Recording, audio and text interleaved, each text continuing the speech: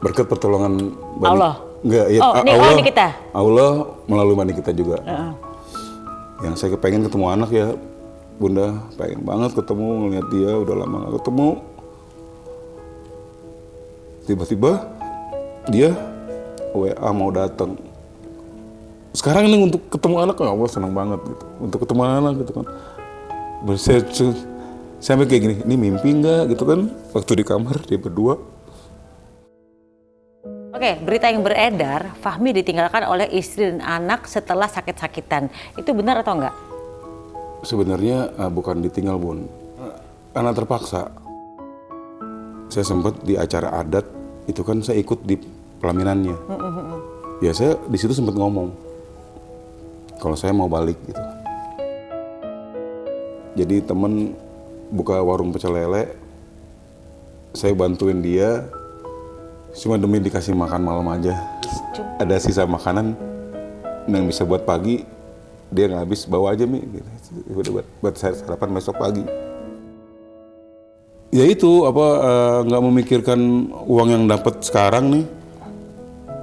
Senangnya udah boros gitu, apapun beli apapun karena nggak mikirin ngumpulin, jadi seperti ini gitu.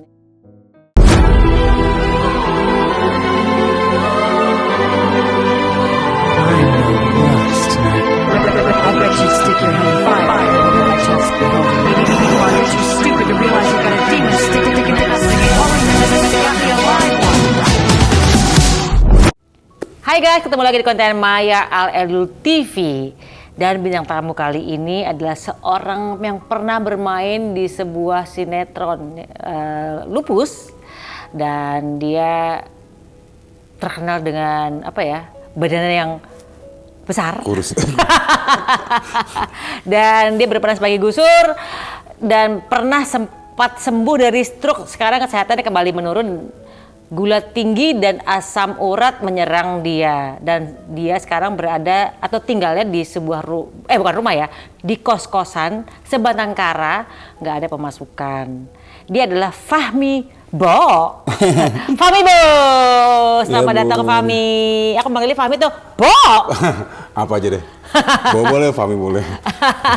Ini ya, kondisi kesehatan sekarang lagi turun banget ya, sampai harus dibantu dengan tongkat. Iya.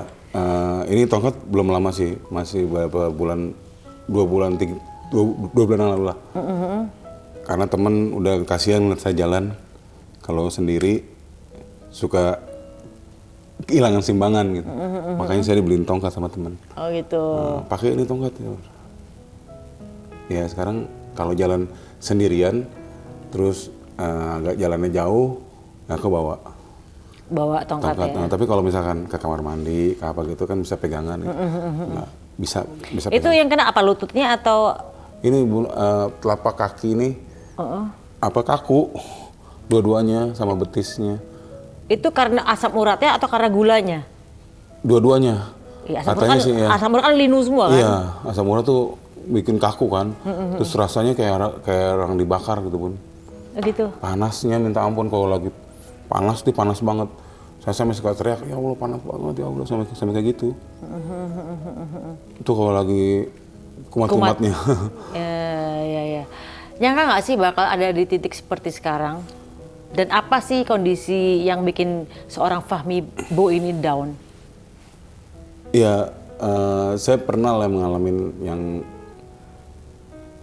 yang maksudnya di titik yang lumayan lah gitu. Dulu kan aktingnya banyak, ya kan, berperan di mana-mana. Kerjaan ya banyak kan? gitu kan, pemasukan juga alhamdulillah ada. Tapi sekarang ini bener-bener yang titiknya yang udah bener-bener rendah banget. Dulu pernah mengalami titik yang rendah tapi masih bersama keluarga. Ya kan? Yeah. Masih bersama keluarga. Nah sekarang yang bener-bener rendah, serendah-rendahnya titiknya itu ya. Sekarang ini? Iya, saya mudah mengalami yang rendah tapi saya nggak bersama keluarga. Itu kan yang buat merasa bener-bener rendah gitu, ke titik yang bener-bener bingung mau ngomong gimana gitu kan ya.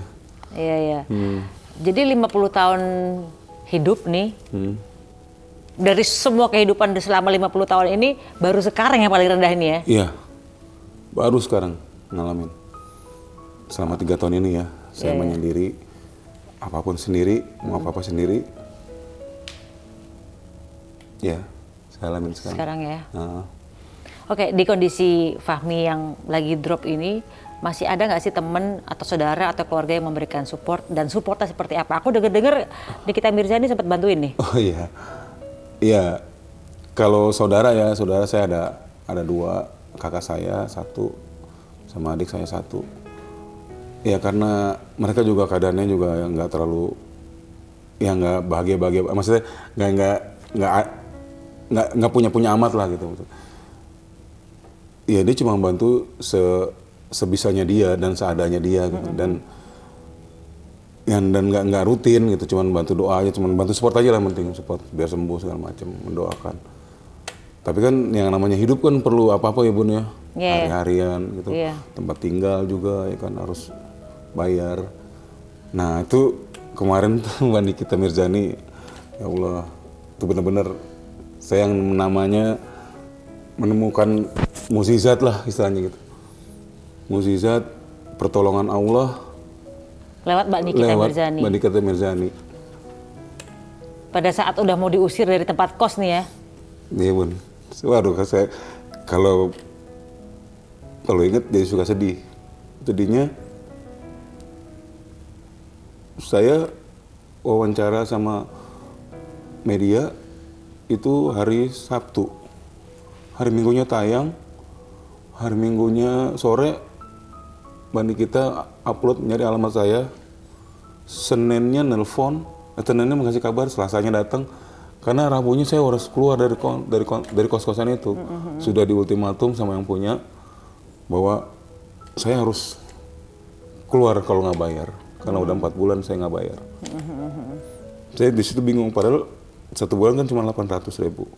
Jadi kalau kali 4 tuh cuma 3.200.000. Ya mungkin nggak sebanyak yang misalkan ya nggak banyak amat lah Bun ya, 3.200.000 ya.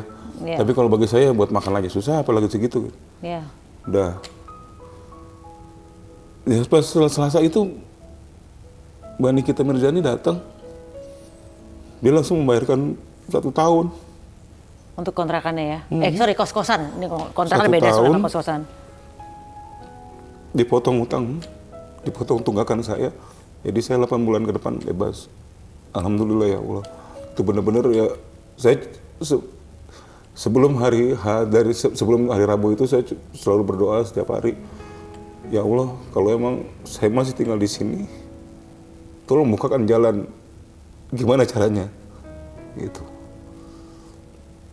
Atau lewat kerjaan saya atau gimana lah gitu. Tolong, minta tolong langsung sama Allah.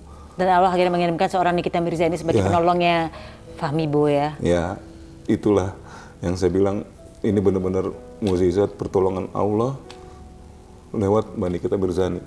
Oke. Saya dibawa ke dokter, kamar saya juga dibersihin, dibeliin bantal, spray, kipas angin, baru semua. Ya itu saya makasih banget, alhamdulillah. Saya cuma nggak bisa mengucap apa-apa sama Mbak Nikita, cuman saya mendoakan Mbak Nikita Mirzani selalu sehat, dibanyakkan rezekinya, Amin. selalu berkah dalam hidupnya, semua keluarga dan tim krunya dia. Amin, amin, amin.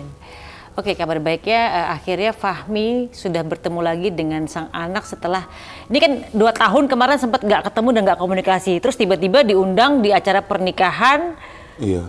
ketemu lagi di situ, Iya, terus ketemu. akhirnya Tidak ketemu berapa hari lalu ternyata anak-anak akhirnya mengunjungi kos-kosan ayahnya nih ya. Ya ini juga lagi-lagi berkat pertolongan Allah. Enggak, ya, Allah Nikita. Allah melalui Mbak Nikita juga. Yang saya pengen ketemu anak ya, Bunda, pengen banget ketemu, ngeliat dia, udah lama gak ketemu. Tiba-tiba dia WA mau datang, saya kaget gitu. Ya dia bilang dia ditelepon, dihubungi sama dari timnya Nikita untuk bertemu. Tapi anak saya nggak mau ketemu. Tapi mungkin dia nggak tahu apa, dia bicara sama kakak adik, dia kan berdua doang tuh. Mungkin dia bicara ya mungkin disitulah Allah membukakan hatinya dia. Sampai dia mau nemuin saya. Dan sampai sekarang dia hampir sering gitu. Sehari suka datang, saya lagi datang gitu. Ya. Jadi kondisi sakit selama berapa lama ini sakitnya udah? Saya sakit kaki ini dari tahun 2021. Berarti selama sakit nggak pernah dijenguk anak pada saat itu ya? Dulu pernah sekali waktu masih zaman kosnya di Lebak Bulus. Sekali nganter barang saya, karena kan saya udah nggak di rumah lagi. Dia nganterin barang saya, ya udah saat itu tuh ketemu terakhir. 2021. Iya. Terus ketemu lagi pernikahan kemarin, Iya. pernikahan anaknya. Baru berapa hari lalu ketemu lagi setelah Dari bulan Juli sampai Desember. ketemu lagi, udah intens ya Iya ketemuannya. baru berapa kali lah ketemu nih. Oke. Kalau misalnya ketemu gitu, apa sih yang diobrolin dari hati ke hati sama anak-anak?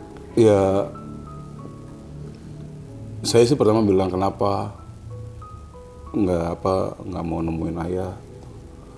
Satu alasannya sibuk, dia nggak ada waktu, terus kerjanya juga yang pakai sip-sipan gitu, jadi kadang yang waktunya dia istirahat, ya pokoknya dia deh, alasannya seperti itulah dia. Sibuk gitu ya? Ya sibuk. Terus saya bilang, ya Allah, kan deket gitu loh. Kalau ayah lagi sehat sih nggak apa-apa. Tuh. Kalau ayah lagi sehat, lagi yang nggak kayak begini gitu kan, nggak apa-apa, nggak nemuin juga gitu. Tapi kan sedih ngerasain penyakit kayak gini sendirian gitu kan, tanpa anak. Ya sekarang dia bilang ya udah, sekarang nggak usah sedih-sedih lagi, nggak usah takut. Kalau Farel sama Ariel, anak saya kan Cowok-cowok nih ya? cowok, selalu akan ngelihat ayah. Ya mungkin ya itulah, dia dengan adanya Mbak Nikita Mirzani, ya mungkin dia mulai terbuka gitu hatinya dia. Ya alhamdulillah pun udah bisa ketemu, saya senang banget. Iya ya, karena kayaknya walaupun seindah-indahnya dunia, kalau kita susah ketemu anak tuh kayaknya gimana gitu ya? Iyalah. Ya kan? Iya. Iya. Oke, berita yang beredar, Fahmi ditinggalkan oleh istri dan anak setelah sakit-sakitan. Itu benar atau enggak? Sebenarnya bukan ditinggal, Bun. Jadi, atau Fahmi yang ninggalin keluarga? Ya karena terpaksa, emang harus ditinggal. Oh, kenapa Karena jadi nggak baik kalau ribut mulu kan, ribut terus. Gitu. Kan. Tujuannya apa? Saya keluar dan nggak ketemu intens dengan dia gitu. Supaya introspeksi diri, gitu, kesalahan-kesalahan. Saya akuin saya punya kesalahan. Dan dia pun juga punya kesalahan, gitu ya. Dia punya kesalahan. Nah itulah yang membuat saya tuh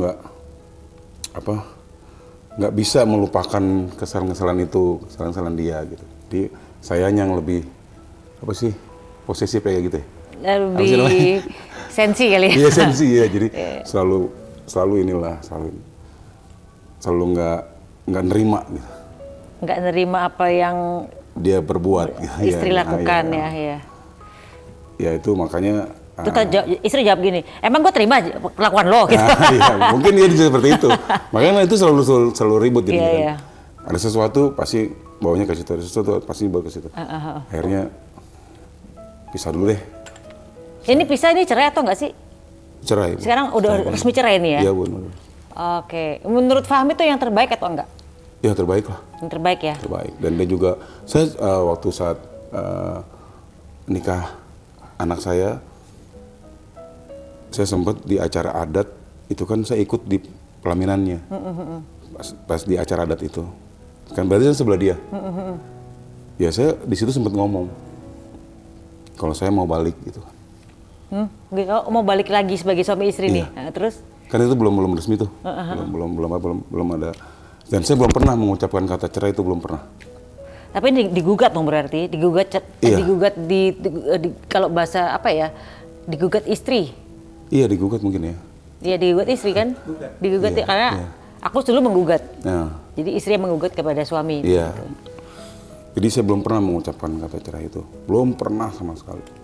Di hulu dong berarti. Mungkin sampai sekarang juga pas tanda tangan itu juga saya nggak berucap, cuma tanda tangan aja udah. Gitu. Ya saya sempat ngomong sama dia, gimana hubungan kita, saya bilang gitu kan. Saya pengennya kita balikan lagi, gitu kan. Terus? Saya udah nggak begini, keadaannya udah begini gitu kan. Saya butuh pendamping lah. Dia bilang nggak usah, lebih baik kita pisah. Oke, kalau kita boleh flashback kembali ya. Apa yang, kalau kita, kan ini si Fahmi kan udah introspeksi sendiri di kos-kosan. Kesalahan apa sih yang kira-kira Fahmi lakukan ke istri yang sampai akhirnya dia nggak mau balik? Ya, kesalahan finansial kali ya Bun. Saya orangnya yang nggak memikirkan, memanfaatkan uang gitu. Saya selalu boros gitu. Oh gitu, boros jadinya ya? Iya boros. Jadi ya itu kesalahan saya sih. Kesalahan saya yang fatal masalah keuangan. Ya udah itu aja Bun yang bisa saya cerita. Gitu ya? Oh. Oke, ini kan meskipun kondisi yang sedang tidak baik ini sekarang kan, ada kena asam urat, kena gula, segala macam. Tapi ternyata Fahmi tetap semangat buat bekerja walaupun mungkin pendapatannya masih nggak nentu lah. Nggak nentu gitu ya. Pernah sempat jadi drivernya Ajis Gagap, terus pernah bantuin jual pecel lele teman ya kan, sempat juga jadi tukang parkir ya kan. Ini pokoknya prinsipnya apa aja dilakuin ya. Saya Bun, orang yang mungkin yang nggak pernah membilang saya ini seorang public figure. Saya nggak pernah. Bagi saya itu apa ya, tabu lah. Kalau nih gue artis misalnya gitu, nggak pernah saya ngomong gitu. Saya anggap semua orang sama, cuma kerjanya aja beda. Itu aja. Kan profesinya entertainer, seorang penghibur. Ya, tapi saya saya nggak nganggap itu. Jadi maupun saya dimanapun, saya anggap ya sama aja. Kalau mereka kenal saya, ya udah silakan aja kenal gitu kan. Mau apa, mau foto sama, silakan gitu. Selagi saya bisa, udah. Makanya saya itu nggak jadi beban saya. Kalau nanti saya mau jadi apa aja, mau makan di pinggir jalan, mau kerja jadi apaan, mau jadi ini, mau jadi itu, gitu. Jadi itu yang bikin saya kuat gitu. Jadi mau jadi driver, saya pernah dagang nitip makanan di warung-warung pernah. Terus yang kemarin yang lebih yang terpaksa banget itu, saya udah kan kesulitan untuk beli makanannya sulit. Jadi temen buka warung pecel lele, saya bantuin dia, cuma ya misalkan bisa nyuci piring atau ngelayanin gitu kan. Cuma demi dikasih makan malam aja. Cuman demi dikasih makan malam saja, enggak digaji sama sekali ya? Enggak terima uang sepeser pun enggak. Jadi yang penting makan malam ada gitu ya? Terus ada sisa makanan yang bisa buat pagi, dia nggak habis, bawa aja Mi, gitu. Buat sarapan besok pagi. Ya itu sih yang buat saya, ya masih ada teman yang mau nolong gitu. Iya. Gitu. Oke, kalau kita boleh aku boleh nanya nih, apa sih yang Fahmi doakan ke Allah untuk melewati ini semua? Iya, saya cuman kemarin akhir-akhir ini saya cuma berdoa itu. Saya berdoa untuk kesembuhan saya, biar saya bisa sembuh kakinya, biar bisa kuat, biar bisa berdiri lama, nggak sakit, saya bisa kerja apa aja. Walaupun nggak di dunia entertain, saya bisa kerja apa aja, yang penting bisa menghasilkan buat diri saya. Dan khususnya doa buat anak-anak saya, biar dibukakan pintu hatinya, lebih sering menemui ayahnya, bukan berarti harus setiap hari, bukan harus berarti membantu, cuma sekedar melihat aja saya udah senang. Ketemu lah. Perhatian ke anak tuh ya. Kalau walaupun cuma video call gitu, Fahmi seneng nggak sih cuma di video call aja? Tapi mereka nggak pernah mau. Mereka nggak mau video call ya? Kenapa itu? Nggak tahu Bun. Saya nggak biasa berarti ya? Mungkin nggak biasa gitu. Iya. Jadi ya sekarang ini untuk ketemu anak nggak apa senang banget gitu. Untuk ketemu anak gitu kan. Saya sampai kayak gini, ini mimpi nggak gitu kan? Waktu di kamar dia berdua.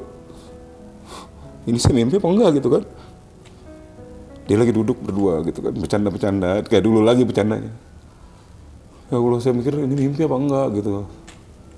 Tapi ini kenyataan gitu ya, saya seneng aja gitu, perasaan seneng. Ya semoga ini terus ya, terus buat Farel, Ariel, kalau nonton, ya ayah cuma minta ini aja, nggak minta apa-apa. Cuma minta kalian liatin ayah yang lagi begini, yang lagi nggak baik-baik aja kesehatannya, udah itu aja Bun. Oke, untuk kesehatan ke rumah sakit segala macam ditanggung BPJS atau Fahmi ikutin BPJS atau enggak? BPJS ada, cuman kan masih gabung sama mantan sama keluarga itu juga, jadi susah Bun diurusnya, belum diurus lah gitu. Tapi kan sekarang ini Mbak Nikita bantuin saya ke dokter, ke rumah sakit, jadi semua di check up semua sama dia. Ya sekarang lagi dalam pengobatan yang dibawa sama Mbak Nikita Mirzani. Ke rumah sakit mana tuh? Di Geraha Kedoya. Oke. Ini cek asam uratnya, gulanya juga ya. Nanti Januari insya Allah akan balik lagi, pertengahan Januari balik lagi untuk general check up semua. Saya harus puasa jadi. Jadi sebenarnya Nikita Mirzani adalah malaikat yang dikirim Tuhan untuk Fahmi Bo ya? Iya. Saya menganggap itu suatu mukjizat yang Allah berikan lewat Mbak Nikita Mirzani. Saat itu benar-benar fatal dan nggak main hari lagi, boleh dihitungan jam lah saat itu. Saya cuman kalau emang ya Allah, kalau emang saya masih tinggal di tempat ini, berikan jalan keluar gimana pun caranya. Itu aja. Itu berapa jam kemudian tiba-tiba ada Nikita Mirzani datang cucuk-cucuk gitu ya? Iya. Jawabannya langsung cus gitu ya? Iya. Dari Allah ya? Iya, dia selama doa dari H-min berapa gitu menjelang hari Rabu tuh hari yang saya keramat. takutin. Diusir dari kos-kosan ya. Saya mikir mau di mana lagi gitu kan, keadaan begini gitu kan. Kakak juga anaknya banyak gitu kan, jadi nggak mungkin kan teman dia. Adik juga di kos doang, di kos juga sendirian, dan dia juga kerjanya serabutan. Saat itu udah nggak mikir apa, cuman minta pertolongan sama Allah aja udah. Doa saya itu aja, kalau misalkan Allah mengizinkan saya tinggal di sini lagi, berikan jalan keluarnya, walaupun apapun yang terjadi, lewat apapun. Hari Selasanya dia datang, mandi kita, ya udah. Rabu itu emang udah, kalau saya nggak bayar sampai jam berapa, besok Kamisnya saya harus out. Itu Masya Allah, berarti Allah adalah, kalau selama kita meminta langsung kepada Allah, insya Allah pertolongan itu pasti ada, karena kita meminta bukan pada manusia, tapi langsung kepada Allah, biar Allah yang menggerakkan manusia yang baik untuk membantu seseorang yang lain. Oke, ini sakit yang dialami, yang dirasakan oleh Fahmi ini katanya akibat pola hidup yang tidak sehat. Nah sebenarnya pola hidupnya seperti apa sih yang Fahmi tiap hari dulu nih, kan apa yang kita makan, apa yang kita dapat di kemudian hari. Gaya hidupnya zaman dulu makannya seperti apa sih? Makanya saya bingung Bunda, saya biar gemuk kayak gini, saya itu dari umur 10 tahun, saya itu udah ikut klub bulu tangkis. Sampai 2005 itu saya berhenti.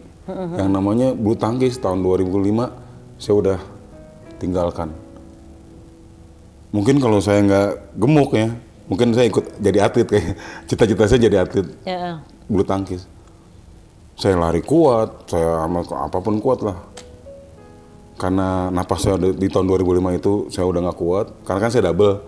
Kalau bulu tangkis gengsi dong, kalau teman bego gitu, teman nggak bisa lari, lu ngapain sih, udah nggak bisa lari ngapain main gitu, udah saya ngundurin diri, udah situ udah nggak main-main lagi. Makanya saya bingung. Makannya kan kalau orang diabetes kan nggak boleh makan nasi, nggak boleh makan bakmi. Saat itu emang saya akuin saya nggak memperhatikan makanan. Nggak boleh makan gula juga, ya kan? Saya hajar aja tuh makanan yang mengandung gula gitu kan, yang nasi yang banyak gitu. Bakmi juga dong. Bakmi, apalagi tuh kesenangan saya Bun. Kecap manis. Iya, kecap kalau nggak makan nggak ada kecap nggak enak. Wah. Iya itu bahaya tuh, makanya itu benar-benar yang membuat saya jadi begini. Wow. Saya juga kalau nggak ada kecap nggak bisa makan, harus pakai kecap makan. Ya udah, kesalahan emang itu dari pola makanan sih kayaknya. Iya. Tapi kalau ke olahraga mah saya emang penggila olahraga dari dulu, dari kecil. Itu terakhir pokoknya 2005 saya udah nggak berolahraga lagi. Udah nggak kuat nafasnya untuk bulu tangkis, udah nggak kuat. Wow, iya. Oke, sempat ada di puncak sukses saat berperan di sinetron Lupus. Gimana sih awalnya Fahmi bisa terpilih memerankan seorang Gusur di sinetron Lupus itu? Waktu kalau kita ngomongin Lupus ya, kalau saya bermain di dunia entertain ini pada tahun 89, itu film langsung layar lebar. Produsernya itu dulu almarhum Mas Dono Warkop. Ketemu dia, awalnya saya nggak mau, karena saya pikir wah filmnya dia nih ntar pasti dicebur-ceburin doang, ya kan? Pasti di slapsticknya banyak lah ya. Wah, ini kalau nggak dipukulin, kalau nggak diceburin. Iya, itu saya pikir gitu. Mau main film nggak? Jadi apa jadi kodok, gue pukulin gitu. Kalau mau main film ini, waktu nama aku datang besok ke kantor.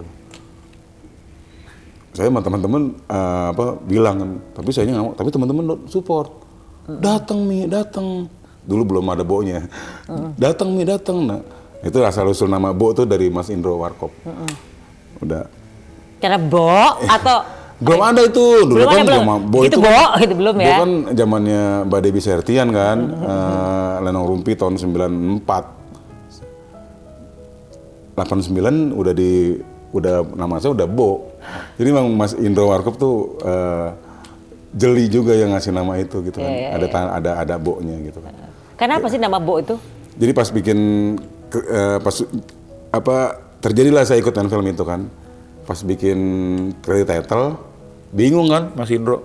Fahmi siapa nih? Kok nama lo Fahmi doang? Iya memang nama saya Fahmi doang Mas di KTP. Nggak ada yang bela-bela lagi, enggak. Kalau Fahmi doang jadi adeknya di doang ntar. Udah akhirnya, gue tambahin aja ya BO, dia bilang gitu. Ya terserah Mas Indro aja dah.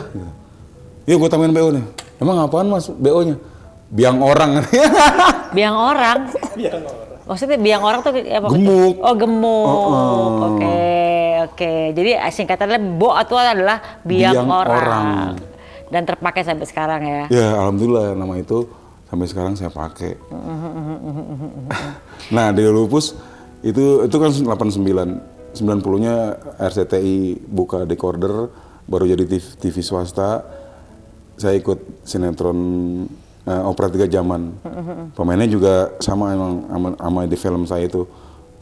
Gusti Randa, almarhum Ray Irawan, terus saya. Bertiga itu pemainnya. 90 tuh sampai 92. 94-nya film-film lah gitu. Nah 96 baru terima Lupus. Nah Lupus kenapa saya dipilih jadi Gusur tanpa casting, tanpa apa? Karena almarhum Hilman yang punya Lupus itu, dia kenal saya, dia bingung. Yaudah Mi, gue bingung ya, yang jadi Gusur siapa, udah lu aja main, dia bilang gitu. Gitu, nggak usah pakai casting lagi, udah lu main, lu ada waktu kan ada. Lah emang mau dibikin apaan Man? Saya nggak tahu kan kalau Lupus mau dibikin sinetron. Gue mau bikin sinetron Lupus, bilang. Oh, Lupusnya audisi si Oka itu. Si Oka Sugawa. Udah, kalau bohemnya si Fani Fadila, dia anak IKJ, kenal sama sutradara Lupus, jadi tanpa casting juga tuh dia. Bohem dan Gus Dur tuh tanpa casting, langsung main, langsung saya datang ke Indosiar tuh, langsung saya tuh tanda tangan kontrak, ukur baju dan langsung 2 hari kemudian syuting. Gitu ya. Nah pada saat itu emang berarti pendapatannya mestinya banyak dong. Nabung nggak sih? Kalau dulu Bun kan kita gajiannya 4 episode sebulan. Maksudnya? Tayangannya weekly, seminggu sekali. Oh seminggu sekali. Syutingnya seminggu 1 episode. Oh iya. Dulu masih seminggu 1 episode loh. Iya. Senin sampai Jumat syuting tuh 1 episode. Mungkin kalau stripping lebih kaya lagi ya. Wah. Tiap hari gitu. Iya kalau tiap hari mah enak banget. Itu kan peran saya berperan lah di situ, berperan sampai kayak peran utama lah gitu kan. Banyak kan habis itu, kalau ini cuma 4 tetap aja 4 gitu. Iya. Nah berarti katanya sempat jadi comblangnya Nia Paramita dan dengan Gusti Randa. Zaman dulu masih dekat gak sih sama mereka? Kalau ini masih suka WA, masih suka sih, masih kontak-kontakan. Sama Nia juga masih suka, apa kabar Bo, apa kabar ya gitu. Sama Gusti juga saya suka WA dia gitu. Ya saat itu ya emang saya yang kenalin. Jodohin ya. Di saat itu Gusti lagi apalah, lagi kayak galau. Zaman tuh istilahnya galau apa ya? Lagi bimbang, lagi gelisah. Frustasi dulu kan. Stres. Ya gitu. Terus Gusti itu baru lihat tayangan Lupus. Ini sinetron lo, Bo. Iya Yung. Terus siapa yang jadi Lulu? Dibilang gitu kan.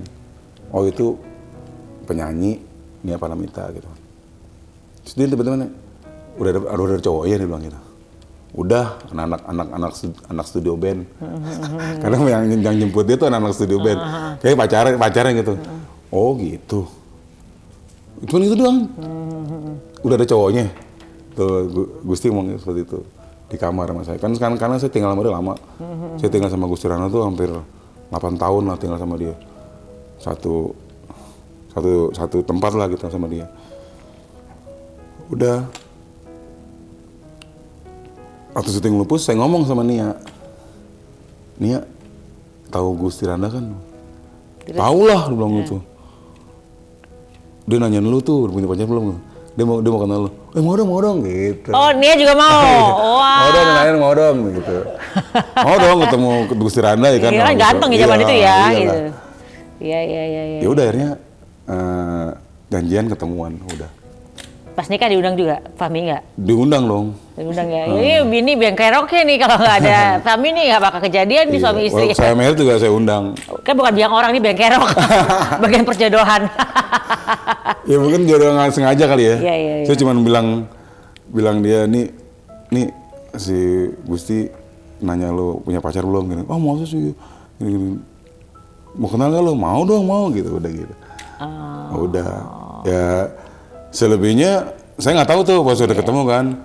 Terus suatu siang tumben tuh Gusti nggak ada syuting kan di rumah. Terus saya di rumah kan. Gusti pulang. Dari mana Yung? Dari rumah Nia. Wah udah gitu aja. Dari rumah Nia.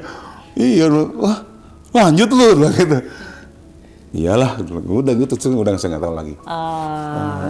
Ya gitu sih ceritanya kalau sama Nia. Oke, ini kan kita udah ngobrolin panjang kali lebar ya. Sebenarnya dari yang tadi kita obrolin tuh pelajaran hidup apa yang bisa Fahmi ambil dari semua kejadian yang menimpa Fahmi dari mulai penyakit, perceraian, sampai di titik yang nadir yang paling rendah. Ini pelajaran hidupnya apa sih yang dari Tuhan pengen ngomong sama Fahmi? Iya, saya ingin berdoa aja. Pokok saya sekarang nggak lepas dari doa. Apapun saya harus berdoa. Berdoa supaya ini nggak akan terulang lagi lah gitu. Apanya nih? Ya kejadian-kejadian yang dulu yang saya sampai nggak bisa mengatur uang kayak gitu, nggak mengingat kalau nanti lu udah tua lu emang mau main film terus gitu. kayak gitu. Nah dulu sempet tuh berpikir seperti itu gitu kan, gua nyari duit gampang kok, ya kan. Main sinetron ini gua dapat duit, main sinetron itu dapat. Nah ternyata ya itulah, nggak yang semudah saya kira gitu. Ternyata akhirnya saya begini kan. Memang tadi aku sempat tanyakan, Fahmi tipe yang nabung atau enggak? Enggak. Jadi kalau bisa dapat uang 100.000 nih, 100 ribunya habis itu. Iya suka kayak gitu. Tapi dulu ya, dulu kayak begitu. Tapi kalau sekarang enggak. Kalau dulu ya, kalau sekarang harus mikir. Ini buat besok gimana, buat beli ini, gitu. Kalau sekarang ya. Iya. Kalau Itu dulu, mulai berubah pemikiran bahwa mulai berpikir agak lebih panjang itu dimulai umur kapan nih? Mulai berubah nih. Ya kesininya pas menyendiri aja. Pas cerai berarti ya? Pas menyendiri ya. Pas menyendiri kayak gini. Jadi akhirnya digampar juga sama Tuhan, akhirnya sadar juga nih ya? Iya, alhamdulillah lah. Oke, jadi sebenarnya Allah pengen mengubah bahwa Fahmi, tolong ya kamu lebih memikirkan jangka panjang untuk masalah finansial kamu ya gitu ya. Ya itu. Jangan sampai kalau ingat-ingat, kalau flashback yang dulu lalu serem gitu. Oke, kalau tadi yang serem-serem ini, apa yang disesalin di masa lalu yang ternyata ini gue salah banget gue ngelakuin ini? Ya itu nggak memikirkan uang yang dapat sekarang nih, senangnya udah boros gitu, apapun beli apapun. Misalnya beli apa sih zaman dulu tuh kalau langsung habis itu? Ya kalau dulu kan kita sering nongkrong sering nongkrong terus pergi ke tempat-tempat gitu kan. Ya itulah habis di situ. Habis gitu. itu tongkrongan, makan segala macem ya. Oke. Walaupun yang nggak mahal-mahal banget, tapi kan dulu honor segitu kan ya cukup besar gitu kan, cukup besar. Tapi kalau dikumpulin kan akan jadi besar nih karena nggak mikirin ngumpulin, jadi seperti ini gitu. Jadi benar-benar kalau dibilang nabung itu bagus, itu bagus banget. Bagus banget terus memanage gitu maksudnya. Uang 100.000 ini, misalkan uang 100.000 gunanya untuk hari ini apa? Ya harus digunain yang hari ini. Nah, bisa nggak buat besok gitu? Oke. Kalau misalnya buat besok, ya udah tahan. Sisanya buat besok. Oke. Kalau dulu mah enggak, set habis udah gitu aja. Jadi itu yang disesali di masa lalu. Seandainya kembali ke masa lalu itu nggak bakal terulang lagi ya? Nggak mau ya, benar-benar nabung lah pokoknya ya. Nah, ya mikir lah, mikir buat kedepannya, mikir kebutuhan sih sebenarnya. Apalagi udah kayak gini kan, udah nggak berdaya lah istilahnya gitu. Udah susah buat bekerja. Ya mau dari mana lagi gitu kan? Kalau nggak dari tabungan harusnya. Iya. Ya, dan dulu akibat makan nongkrong jadi akhirnya penyakit, sekarang diabetes, asam urat ya kan? Iya, udah nggak mikir lagi tuh. Iya, harusnya bisa beli rumah, ya kan bisa. Tapi ya dulu kan ya gitu ya Bun. Ya saya bilang terus syuting dengan 4 episode doang gitu kan sebulan. Terus saya juga menanggung keluarga saya pribadi lah, keluarga dari orang tua saya gitu kan. Saya ditinggal orang tua tuh pas lulus SMA. Makanya saya pas lulus SMA tuh saya main langsung film, udah nggak mikirin sekolah lagi. Mikirin nyari uang buat kehidupan mama sama adik. Sama keluarga saya itu. Tapi mama dan adik sekarang kan mama udah almarhum. Udah almarhum mah juga. Papa juga udah almarhum. Kalau adik yang dibiayain juga sama Fahmi sekarang iya, dia juga kalau misalkan lagi kerja dia suka bantu saya. Kalau dia lagi ada kerjaan gitu, bantu yang sebisa bantu gitu. Misalkan saya buat beli makan, buat beli token listrik, ya dia suka bantu. Intinya jangan lupa menabung, karena menabung itu penting sekali. Jangan kita punya pendapatan terus kita buang-buang uangnya sembarangan. Kita harus berpikir panjang karena kita hidup bukan hari ini saja, tapi kita hidup insya Allah panjang dan kita harus berpikir sepanjang itu. Jadi jangan lupa menabung guys untuk kehidupan kita di masa depan. Amin, betul. Ya udah guys, makasih loh Fahmi udah sharing. Sama-sama Bunda, saya juga senang banget nih diundang ke sini. Kehidupan Fahmi yang jatuh bangunnya dan mungkin sekarang berada di titik yang paling rendah menurut Fahmi. Ya. Kita doain aja mudah-mudahan dengan introspeksinya Fahmi bisa membuat dia kembali bangkit. Amin. Karena aku melihat dia masih semangat untuk semangat untuk mencari uangnya masih tinggi sekali. Amin, ya Allah. Dan insya Allah kebahagiaan akan menjemput, dan mudah-mudahan dengan introspeksi Allah juga mau merubah sifat Fahmi menjadi Amin. lebih baik. Amin, ya Allah. Dan kehidupan yang baik insya Allah juga akan datang kepada Fahmi. Kita doain ya guys, dan penyakitnya terutama Iya, itu yang diangkat penting. dari Fahmi. Amin. Dan kembali sehat seperti dulu sehingga lancar untuk menjadi rezeki lagi. Amin. Amin. And thank you udah mampir ke Perempuan Pejaten. Iya, And see you in the next content. Bye-bye.